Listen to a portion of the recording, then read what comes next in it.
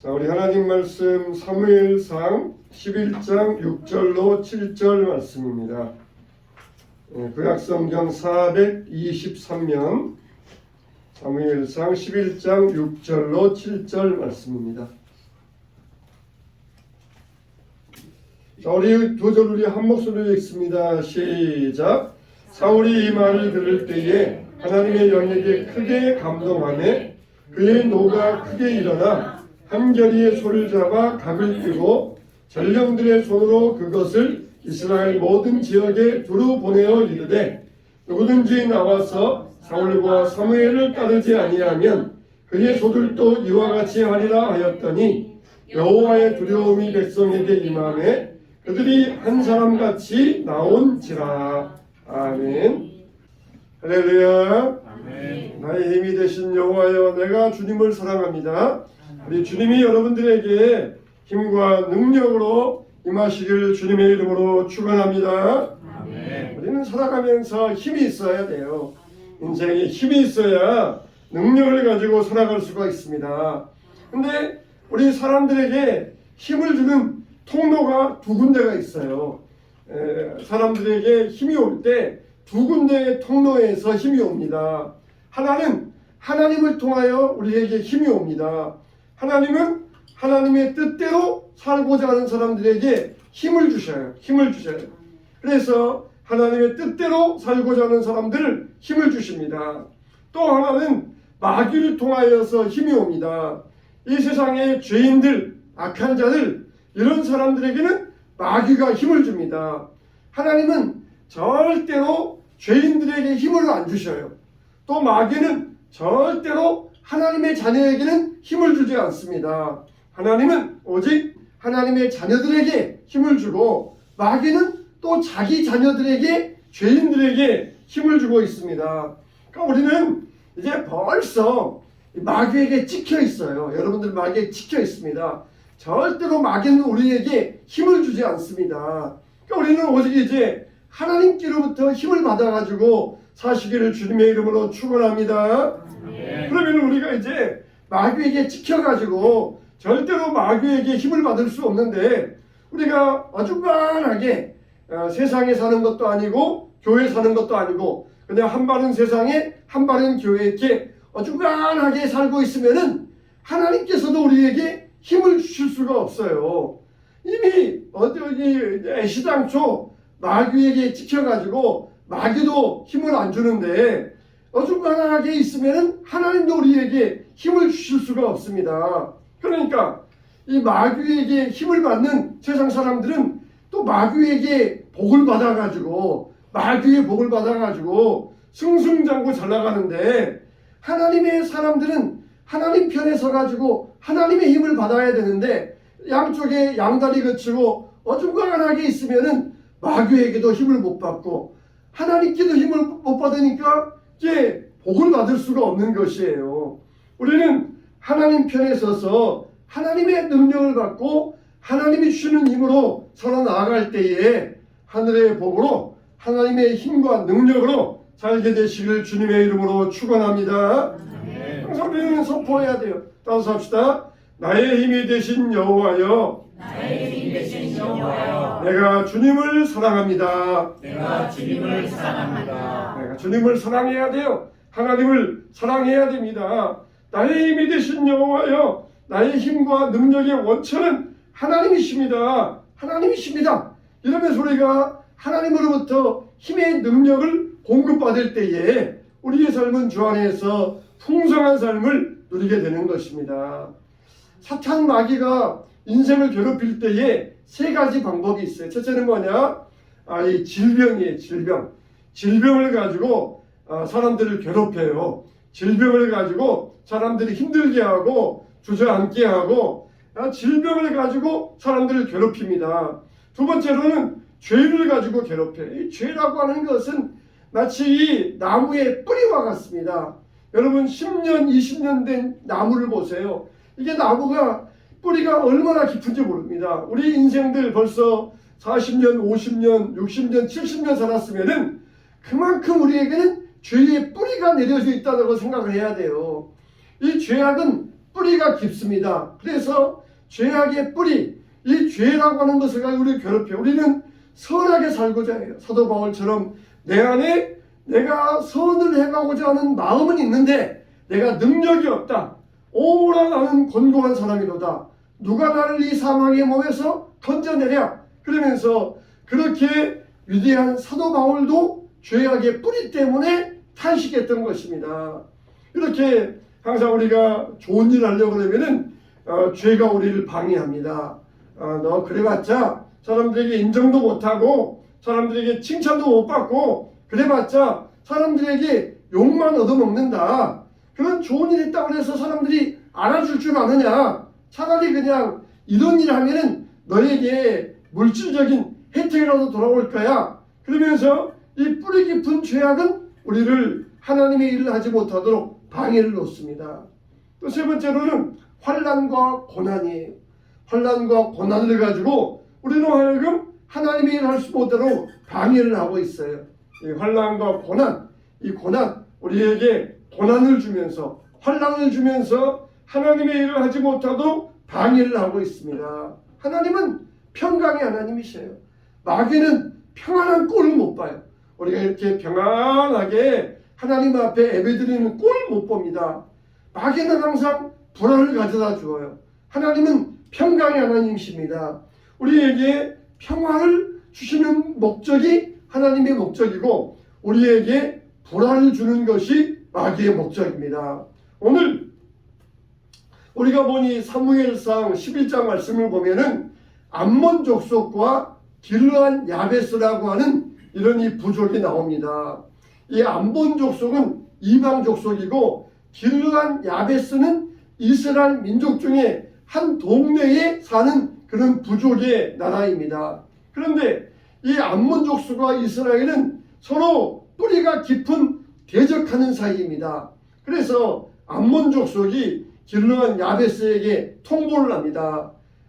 내가 너희 나라를 너희 부족을 침략해서 너희 부족을 내가 점령하겠다. 그러면서 이야기하니까 길르한 야베스가 힘이 약하니까 우리가 항복하겠습니다. 우리 아들도 당신들에게 노예로 주고 우리 딸도 당신들에게 보내겠습니다. 우리가 항복하고 매년마다 우리가 당신들에게 조공을 바치겠습니다. 그랬으면은 이 암몬 사람들이 인지상정이니까 가는 게 있으면은 오는 게 있어야 되니까 오냐? 알았다. 너희들 우리나라에 매년마다 조공을 바쳐라. 그러면서 이렇게 해야 되는데 이 암몬 족속이 뭐라 그럽니까? 그걸로는 안 된다. 내가 너희들이 다 오른 눈을 빼버리겠다. 오른쪽 눈을 다 빼버려야 그리고 너희들이 우리 앞에 와서 항복해야 그래야 받아주겠다. 얼마나 참 이 지독한 사람들입니까? 그 정도로 하면은 받아주고 이제는 됐다. 만족해야 되는데 오른 눈을 다 빼서 시각장애인을 만들어 버리겠다는 것입니다. 그만큼 이들 마음속에 이 원한이 사무쳤는지 이게 마음에 암몬 족속 마음에 사무친 게 있었던 것이에요. 이렇게 무자비하게 다루고자 했던 것입니다. 사람이 힘이 있고 권위가 있으면은 아랫사람들을 겸손하고 부드럽게 다뤄줘야 됩니다. 그런데 힘이 있고 권위가 있다 그러면서 악한 자들은 힘과 권위를 가지고 아랫사람들을 억압을 하려고 그래요. 이게 사탄이 지배하는 나라의 사람들은 그런 성격이 있습니다. 서아프리카에 시에라리온이라고 하는 나라가 있어요.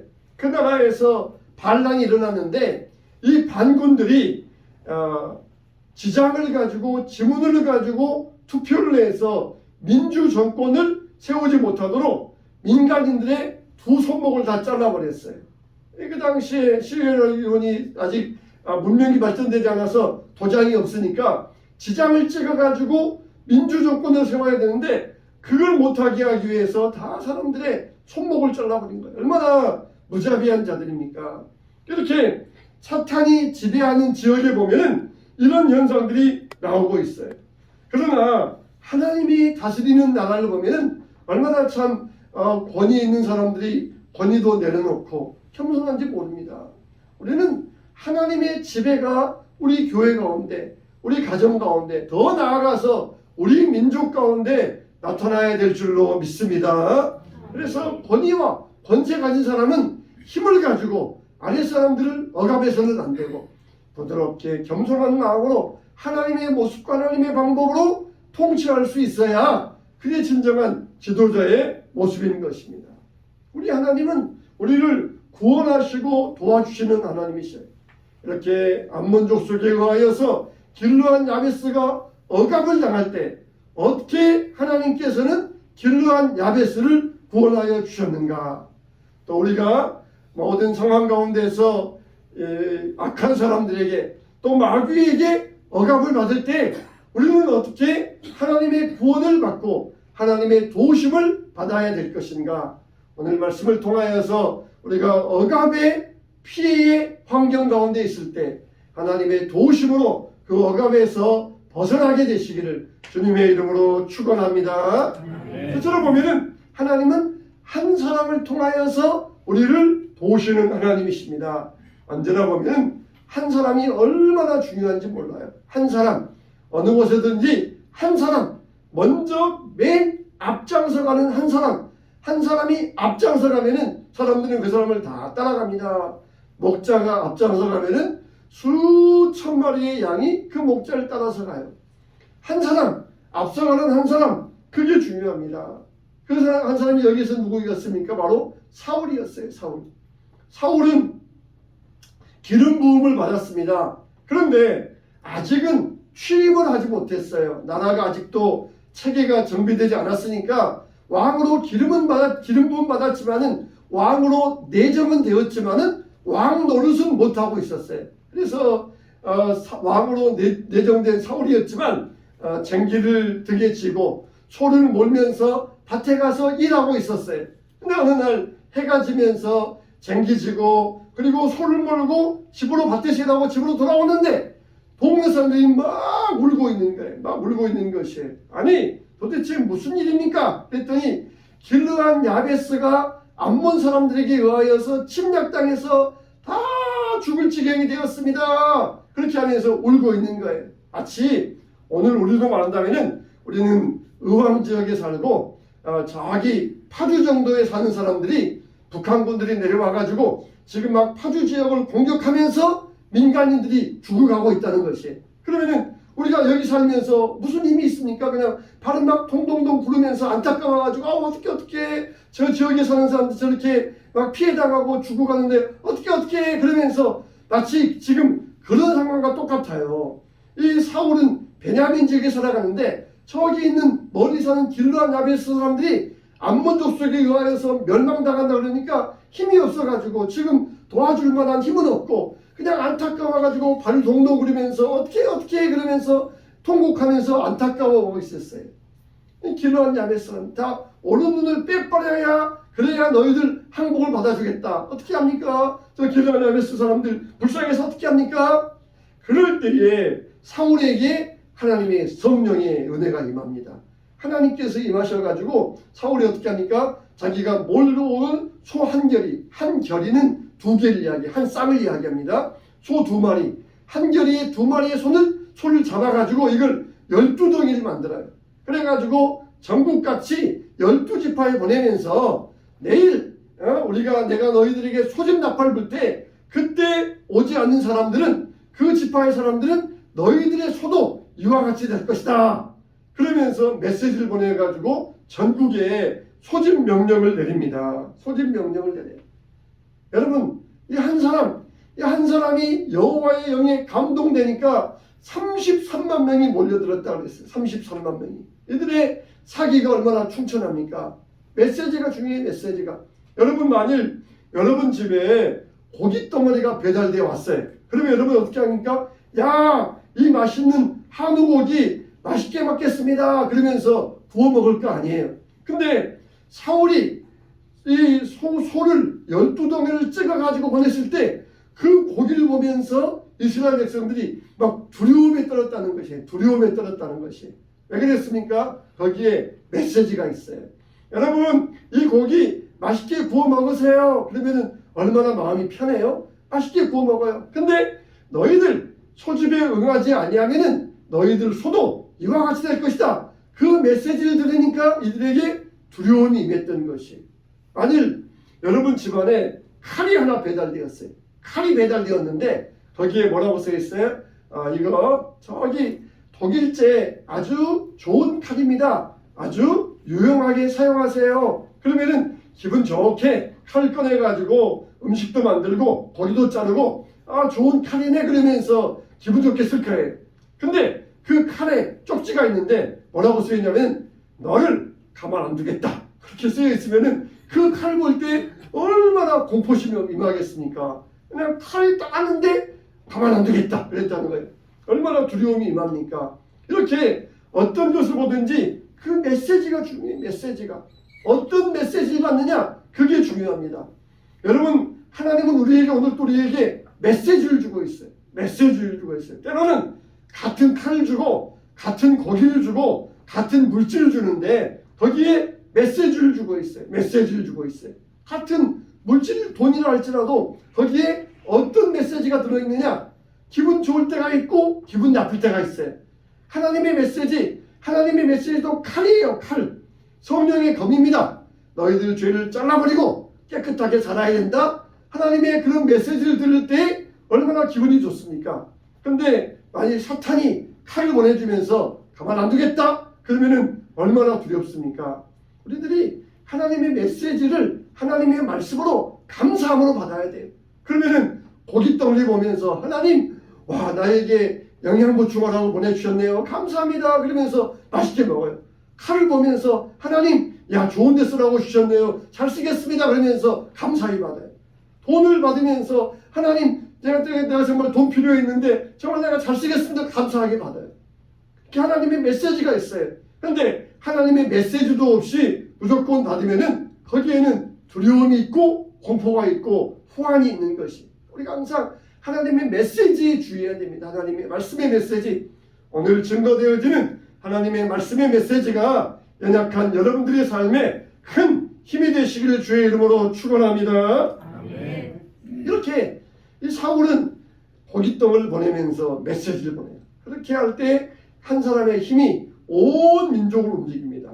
대통령 선거도 마찬가지. 우리가 대통령 10명 뽑습니까? 20명 뽑습니까? 9명인가 지금 후보가 나왔잖아요. 그중에 보면은 어떤 사람은 참 희한한 사람도 있더라. 완전히 그냥 정과 시범인 사람도 있고 또 이름도 희한한 사람도 있고, 어쨌든 우리가 그 가운데에서 한 명만 뽑아야 돼. 한 명만. 마음에 든다고 2명, 3명 뽑으면 그건 무효예요. 무효. 대통령 선거도 마찬가지예요. 대통령 선거 한 사람을 통하여서 이 나라가 새로워질 수가 있어요. 이 나라가 더 발전될 수가 있어요. 어떤 사람이 그런 후보인지는 아무도 몰라요. 저도 모르고 여러분도 모르고 자기 자신도 몰라요. 오직 하나님만 아셔요. 여러분들은 기도하고 여러분 마음의 양심의 판단을 따라서 1번 찍든지 2번 찍든지 8번 찍든지 9번 찍든지 그거는 여러분의 양심의 판단에 맡겨져 있습니다. 양심의 판단에 맡겨져 있어요. 그래서 이런 사람이 우리나라를 가장 잘 다스릴 것 같다. 기도하고 양심의 판단을 하면서 찍을 때에 하나님께서는 우리에게 복을 주시는 거예요. 그냥 아무나 찍었다. 아무나 되어라. 이런 마음 가지면 안 돼요. 기도하고 하나님 정말 이 한 사람을 통하여서 이 나라가 새로워지게 하여 주시옵소서. 이 한 사람을 통해 우리나라가 복을 받게 하여 주시옵소서. 한 사람이 얼마나 중요합니까? 대통령 한 사람이 중요해요. 한 사람을 통하여서 우리를 복되게 하신다는 것입니다. 바로 그리고 여러분 가정에서도 여러분들이 그런 한 사람 되시기를 주님의 이름으로 축원합니다. 두 번째로는 공동체의 연합으로 구원해 주셨어요. 사울이 나팔 불면서 모여라 그럴 때에 33만 명이 모였다 그랬어요. 33만 명.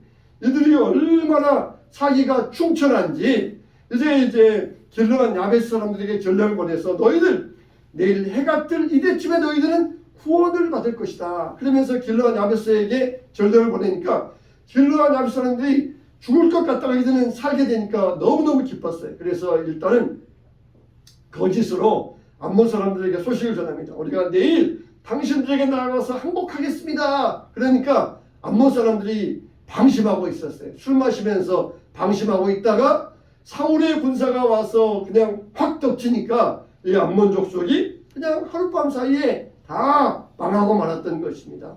여러분, 하나님의 구원은 공동체 연합을 통하여서 이루어지셔요. 하나님이 어떤 기도를 더 잘 들어주신다고 했어요? 두세 사람이 내 이름으로 연합하여 기도할 때 하나님이 더 잘 들어주신다고 했어요. 그 말씀은 한 사람만 기도하면은 안 들어준다 그런 말이 아니라 함께 연합할 때 연합의 능력을 말씀하고 있어요. 연합의 능력. 함께 두세 사람이 모여서 기도하려면은 약속을 해야 되잖아요. 약속을 하면은 지켜야 되잖아요. 약속해놓고서는 안 지키면 안 되잖아요. 그게 바로 연합의 능력이에요. 혼자 할 때는 내가 할 수도 있고 안 할 수도 있지만은 두세 사람이 모이려고 하면은 약속을 해야 되고 거기에 내가 절대적으로 그 자리에 참여해서 가야 되고 그럴 때에 하나님의 능력의 연합의 역사가 일어나는 것이에요. 연합의 역사. 하나님은 그와 같아요. 33만 명이 모였을 때에 그 33만 명이 함께 약속을 하였고 연합하였을 때 거기에 공동체의 능력이 나타나는 것입니다. 우리가 예배의 능력이 어디 있습니까? 우리가 항상 이 시간을 약속의 시간 잡고 그리고 이 시간을 우리가 항상 하나님 앞에 지키기 위하여 애를 쓰고 하나 없어도 아무리 중요한 일이 있어도 1,000억을 준다 할지라도 나는 하나님과의 약속이다. 약속 때문에 주님 앞에 나와서 예배하는 그 시간. 이게 바로 능력의 능력. 삶의 능력이고 하나님의 능력이에요. 이렇게 우리가 서로 연합할 때 능력이 나타납니다. 하나님은 우리에게 수직적인 연합도 이루게 하시고 수평적인 연합도 이루게 하시고 하나님과 우리가 하나 되게 하시고 우리 이웃들과 옆에 사람들과 하나 되게 하셔요. 요한복음 13장 34절에 새 계명을 너희에게 주노니 서로 사랑하라. 내가 너희를 사랑한 것 같이 너희가 서로 사랑하라. 너희가 서로 사랑하면 이로써 모든 사람이 너희가 내 제자인 줄 알리라 그랬어요. 너희가 사랑하면 모든 사람이 너희가 내 제자인 줄 안다는 것입니다. 세상에서는 자격을 따집니다. 대학에서 학생들 받을 때에 시험을 치르잖아요. 그래가지고 이 학생이 자기 대학에 와서 공부할 만한 자격이 되는가 그걸 따져가지고 시험을 치러서 대학에 합격을 받습니다. 회사에 입사할 때도 역시 면접을 봐서 이 사람이 자기 회사에 와서 근무할 만한 자격이 되는가 그걸 따져가지고 회사에 합격을 시켜요. 또 결혼할 때에도 배우자를 고를 때에도 과연 저 남자가 저 여자가 내 배우자가 될 만한 자격이 있는가 그걸 따져가지고 서로 결혼을 하잖아요. 근데 하나님은 아무 자격을 보지 않습니다. 오히려 자격 없는 게 더 하나님께 자격이에요.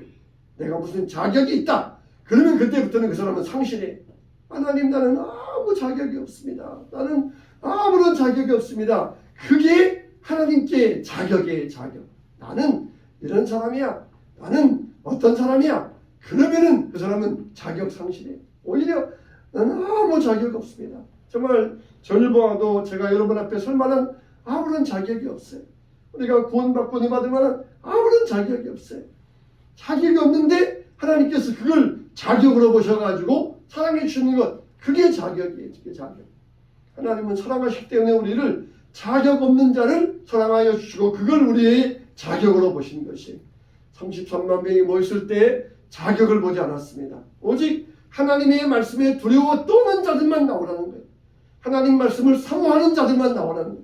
그랬을 때에 33만 명을 통하여서 하나님의 놀라운 구원을 이룰 수 있었던 것입니다.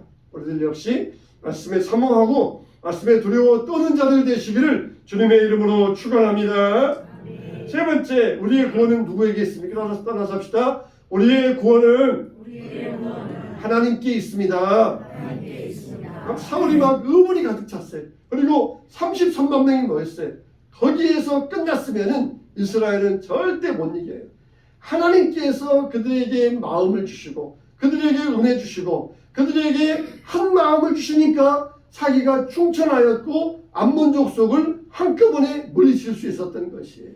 우리가 이렇게 모였다 그래서 내가 열심히 있다 그래서 거기에 끝나면 안 돼요.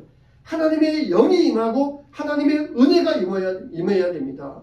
사울이 나가서 그렇게 임했을 때에 하나님께서 도와주셨던 것이에요. 인생에는 해답이 있고 정답이 있어요. 제가 항상 말씀드린 것처럼 인생에는 해답이 있고 정답이 있어요.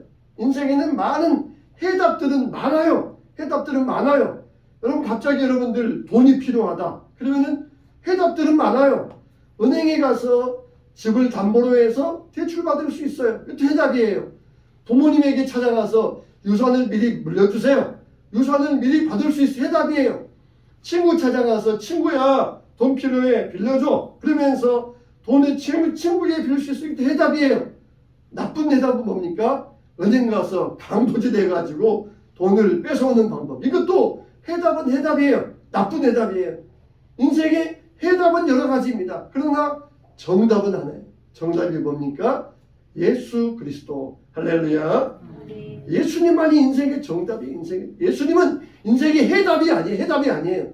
인생의 정답입니다. 정답. 인생의 정답이 예수님입니다. 우리 인생에 문제 있을 때 인생의 정답을 찾으세요. 그러면은 예수님께서 우리에게 해결책을 주셔요. 해결책을. 정답을 통하여서 해답을 찾아야지 해답을 가지고 정답을 찾으면 안 돼요. 정답을 찾아야 정답. 예수님의 정답이 예수님의 정답. 예수님에게 찾아가면 예수님이 우리에게 해결책을 주시고 해답을 주시는 거예요. 해답을 주시는 것이. 인생의 정답은 어디에 있습니까? 바로 예수님 안에 있습니다. 게르르한 야베스 사람들이 쳐들어와서 물리친다고 할 때 하나님의 영이 임했고 그 하나님의 능력으로 말미암아 게르르한 야베스가 구원을 얻을 수 있었던 것입니다. 최수동이라고 하시는 분이 있습니다. 이분은 불 속에라도 들어갔어 그 복음성가를 만드신 분인데 이분은 어렸을 때 부모님을 열렸어요. 그리고 청소년 시절을 방황하며 지냈습니다. 그러다가 해병대에 지원해가지고 월남에 파병되었고 죽을 고비를 여러 번 넘겼습니다. 그리고 해병대에서 제대한 다음에는 13년 동안을 사업을 했는데 사업이 너무너무 잘 돼가지고 순풍에 돛단 듯이 거칠 것이 없었습니다. 그런데 13년째 되는 해에 사업이 완전히 폭삭 망해버렸어요. 그래서 현실을 도피하기 위해서 사우디에 건설 노동자로 떠나게 되었습니다. 그런데 사우디에서 건설 노동자이라 거기서 불의의 사고를 당해가지고 두 다리를 절단하고 말았어요. 낙심되어서 멀쩡했던 두 다리가 한순간에 잘려 나가니까 자기에게 닥쳐온 불행으로 말미암아 극단적인 선택을 시도했습니다. 그냥 놀부십보와 같이 그냥 막 짜증내고 성질내면서 그냥 나 죽으면 그만이다 그러면서 술 먹고 그렇게 난동 부리면서 막 자살을 시도했어요. 그런데 하나님은 이 사람을 놓지 않고 있었습니다. 놓지 않고 포기하지 않고 있었어요. 하나님께 찾아오셔서 어루만져 주시고 상한 마음을 쓰다듬어 주셨습니다. 이 최수동 씨는 9차례의 대수술을 견디면서 거기에서 진짜 하나님을 만났어요. 그리고 나중에 신학을 하여서 목사가 되었습니다. 그리고 두 달이 복음선교회를 창설하여서 병원과 장애인들 찾아다니면서 전도하게 되었습니다. 그때 지은 노래가 불 속에라도 들어가서 하나님 나 같은 죄인 죄악된 세상에서 방황하다가 천국다 지옥도 몰랐네. 영죽을 험한 세상이 왜 그리 더러운지 이제야 아네. 물속에라도 들어가서 불 속에라도 들어가서 세상에 널리 전하리 주의 사랑을. 그렇게 두 다리를 절단당하고 그런 상태에서 주님의 사랑을 만나게 되었던 것이 얼마나 감사한 일입니까? 불 속이라도 물 속에 들어가서 내가 전하겠습니다. 뭘 전하겠느냐? 주님의 사랑을. 주님의 사랑을. 우리는 그럴 수 있어야 돼요. 어디라도 들어가서 주님의 사랑을 전할 수 있어야 됩니다. 데릭 프린스라고 하는 이분이 있는데 이분은 예일대에서 철학도 가르쳤고 그리고 나중에 목사가 되신 분인데 이분이 데릭이라는 분이 2차 대전 때에 의무병으로 참전을 했어요. 그래서 군대에서 5년을 복무했는데 3년 동안은 중동지역, 수단이나 이런 중동지역에서 근무했고 2년 동안에는 아프리카 지역에서 근무했어요.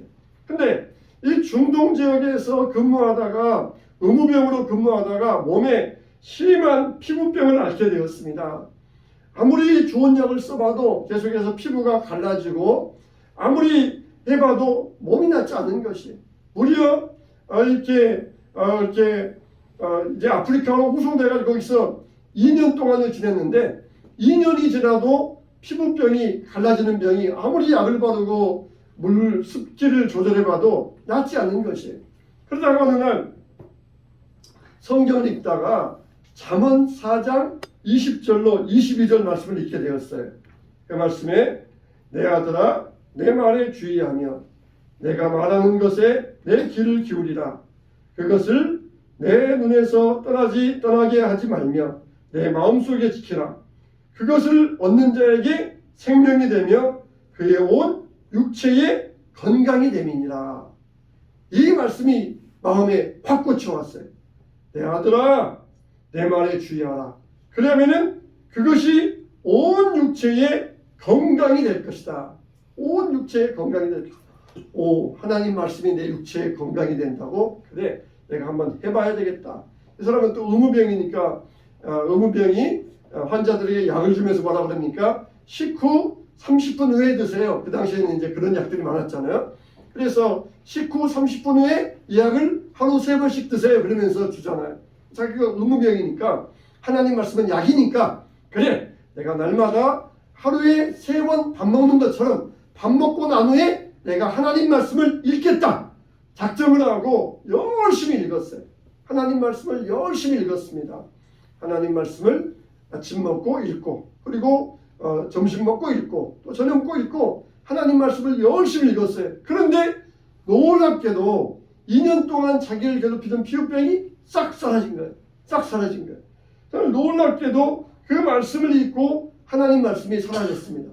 아, 하나님 말씀이 정말 약이구나. 그러면서 하나님의 약병, 하나님의 약병이라 그런 거예요. 하나님의 말씀이 약이구나. 그래가지고 주위에 있는 동료 환자들에게 이것을 전파하기 시작했습니다. 그런데 마음이 강팍한 사람들은 무슨 말을 해도 안 따라. 그래도 마음이 부드러운 사람들은 그 중에서 그 대리기의 말을 따라 했더니 정말 하루에 3번씩 읽었더니 병이 막 낫는 것이. 그래서 이분은 이 체험을 기초로 하여서 나중에 신학을 하고 목사가 되었어요. 그래서 하나님 말씀이 약인데 하나님 말씀으로 치유받기 위해서는 4가지 원리가 있다는 것이에요. 첫째는 항상 주의해야 된다. 항상 하나님 말씀에 주의, 항상 내가 주목하고 내가 의식적으로 하나님 말씀을 의식적으로 내가 느껴야 된다는 거예요. 2번째 원리는 항상 귀를 기울여 들으라. 항상 하나님 말씀을 들으려고 해야 된다는 거예요. 들으려고. 하나님 말씀이 태풍 가운데 있는지 지진 가운데 있는지 세미한 소리 가운데 있는지 항상 들으려고 해야 된다는 거예요. 3번째로는 항상 말씀을 보라는 거예요. 말씀을 보라. 말씀을 봐야 된다는 거예요. 4번째로는 항상 말씀을 지키라. 그 말씀을 들었으면 지켜야 된다는 것이. 그래서 4가지 원리를 정리해서 하나님의 말씀은 약이다. 하나님의 말씀은 약병이다. 그러면서 사람들에게 하나님의 말씀을 전하기 시작했던 것이에요. 여러분, 하나님은 우리의 구원의 하나님, 도우심의 하나님이십니다. 하나님은 어떻게든지 부르짖는 자들을 하나님은 도우시는 하나님이셔요. 구하는 자들을 도우시는 하나님이셔요. 나 몰라, 너희들 알아서 해. 하나님은 절대 그러지 않으셔요. 구하는 자에게 구원하시고 도우시는 하나님이셔요. 우리가 이렇게 대리기의 체험처럼 우리가 하나님의 말씀에 주의하고 하나님의 말씀을 들으려고 힘쓰고 하나님의 말씀을 읽고 하나님의 말씀을 지키려고 힘쓸 때에 하나님의 말씀은 나에게 삶에 효력 있는 능력 있는 역사가 일어나게 될 줄로 믿습니다. 하나님의 말씀은 능력의 말씀이에요. 하나님은 지금도 구원의 하나님이십니다. 우리를 역경 가운데서 건지시는 구원의 하나님, 도우시는 하나님이십니다.